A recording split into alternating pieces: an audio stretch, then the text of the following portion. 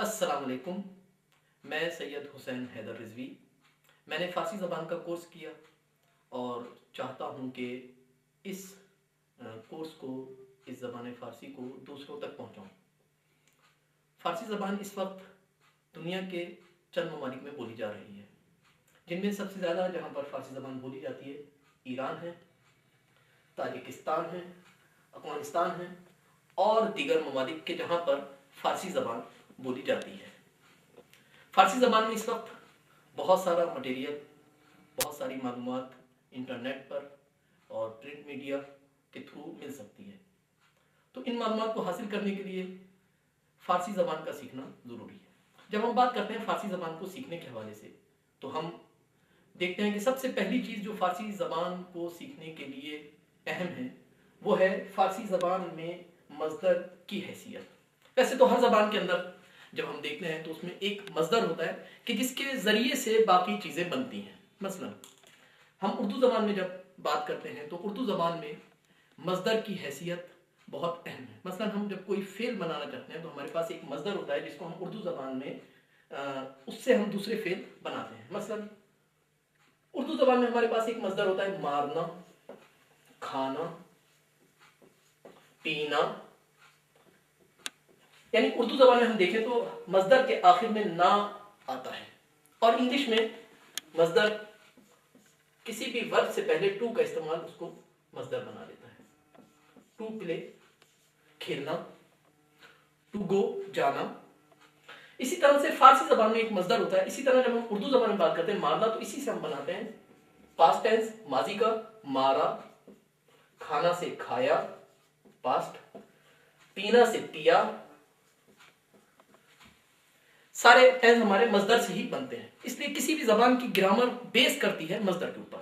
فارسی زبان میں مصدر، جب ہم بات کرتے ہیں فارسی زبان میں مصدر کی تو سب سے پہلے مصدر ہوتا کیا ہے، مصدر کی شناخت کیا ہوتی ہے، مصدر کس طرح سے ہم آئیڈینٹیفائی کریں گے کہ یہ مصدر ہے۔ تو فارسی زبان میں بہت آسان سی شناخت مصدر کی کہ مصدر جو ہے فارسی زبان میں جب بھی ہوگا اس کے آخر میں تے نون ہوگا یا دال نون ہوگا۔ ہم چند مثالیں اس حوالے سے پیش کرتے ہیں کہ جن مصادر کے آخر میں تے نون یا دال نون ہوتا ہے۔ پہلی مثال رفتن، زدن اور کشتن۔ آپ ملاحظہ کر رہے ہیں کہ ان تمام مثالوں میں ایک میں تے نون آ رہا ہے اور دوسرے میں دال نون آ رہا ہے اور تیسری مثال میں پھر تے نون آ رہا ہے۔ رفتن یعنی اردو میں جب ہم ترجمہ کریں گے جانا، وہی مصدر کا ترجمہ ہوگا۔ زدن مارنا، کسی کو ہاتھ سے مارنا یا کسی چیز سے مارنا زدن۔ کشتن قتل کرنا یا جان سے مار دینا کشتن کہلاتا ہے۔ تو فارسی زبان میں مصدر کی شناخت تے نون یا دال نون کے ذریعے سے کی جاتی ہے۔ اگر فارسی زبان میں کہیں بھی لفظ کے آخر میں تے نون یا دال نون آ جائے تو اس بات کو آسانی سے پہچانا جا سکتا ہے کہ یہ مصدر ہے، اور اس کا ترجمہ اردو میں جب کیا جائے گا تو آخر میں نا کے ساتھ کیا جائے گا۔ جانا، کھانا، پینا، آنا، بیٹھنا، سب میں ہم تے نون اور دال نون کے ترجمے کو استعمال کرتے ہوئے کریں گے۔ تو یہ فارسی زبان میں مصدر کی شناخت۔ اسی مصدر سے ہم مختلف ٹینس بناتے ہیں۔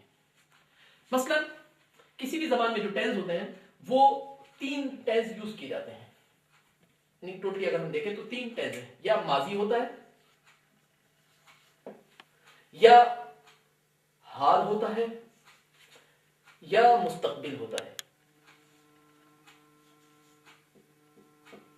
ماضی وہی پاسٹ ٹینس انگلش کے اندر، حال پریزنٹ ٹینس، اور مستقبل وہی فیوچر ٹینس۔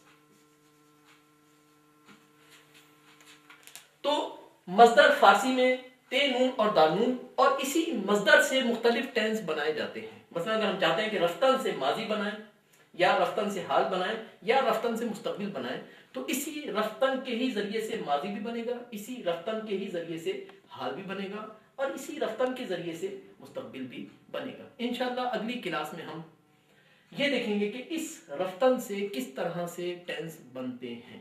والحمدللہ رب العالمین۔